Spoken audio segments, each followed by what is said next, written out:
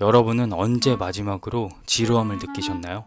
왜 우리는 지루함을 느낄까요? 지루함을 다루는 연구자들은 우리가 이런 경우에 주로 지루함을 느끼게 된다고 말합니다.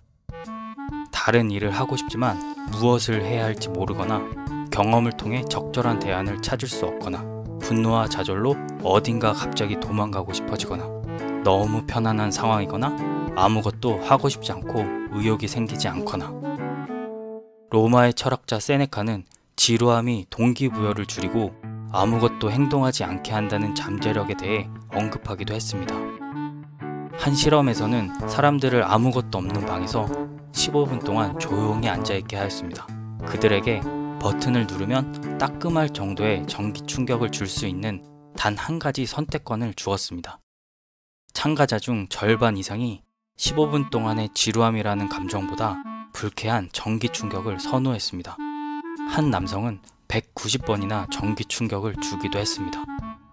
지루함은 자칫 우울증으로 발전할 수 있고 도박, 약물, 게임, 인터넷, 알코올, 음란물과 같은 유해한 자극에 중독될 수도 있습니다.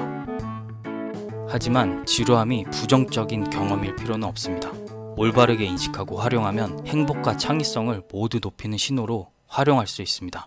이것은 지루함의 역설입니다. 지루함이라는 감정은 흔히 두려운 감정으로 치부합니다. 하지만 지루함이라는 감정은 우리에게 어떤 행동을 지시하는 중요한 신호입니다.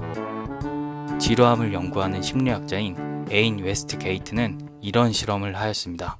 5분 동안 지루한 영상을 보게 한 그룹과 흥미로운 영상을 보게 한 그룹으로 나눠서 실험을 진행했습니다. 그리고 한 회사 직원의 급여를 삭감할 수 있는 선택권을 주었습니다.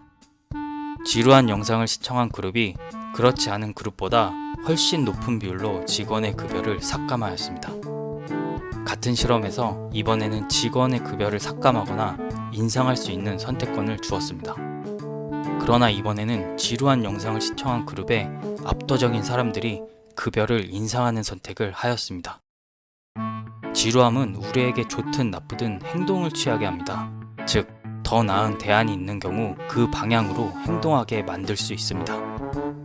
지루함은 우리가 직면한 상황에서 무언가 잘못되었다는 것을 알려주지만 그것에 대해 무엇을 해야 하는지 알려주지는 않습니다.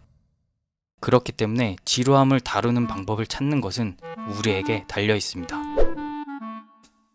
지루함이라는 감정이 우리를 강타할 때 우리는 반사적으로 손에 가장 가까운 것, 즉 스마트폰에 손을 뻗습니다. 미국의 한 여론조사에 따르면 하루 평균 스마트폰을 만지는 횟수가 약 2300회라고 합니다. 잠자는 시간을 제외하면 20초에 한 번꼴로 만지는 셈입니다. 이러한 반응은 악순환을 만듭니다. 우리는 스마트폰으로 즐겁게 시간을 보낸다고 생각하지만 스마트폰으로 보낸 시간 동안 모든 사람이 상쾌함을 느끼는 것은 아닙니다. 오히려 다시 지루해지며 더 피곤해질 수 있습니다. 지루함이라는 감정이 우리에게 나쁜 평가를 받는 것은 사실입니다. 이 감정은 불쾌하고 썩 좋게 느껴지지 않습니다. 하지만 지루함은 우리에게 의미 있는 삶을 살 수 있도록 행동을 취하고 다른 일을 하게 하고 변화를 만드는 영감이 될 수 있습니다.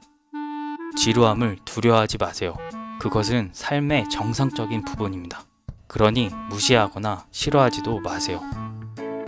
지루함은 현재 당신의 상황이 더 좋지 않음을 경고하고 더 의미 있는 일을 하라는 기회의 신호임을 기억하시기 바랍니다.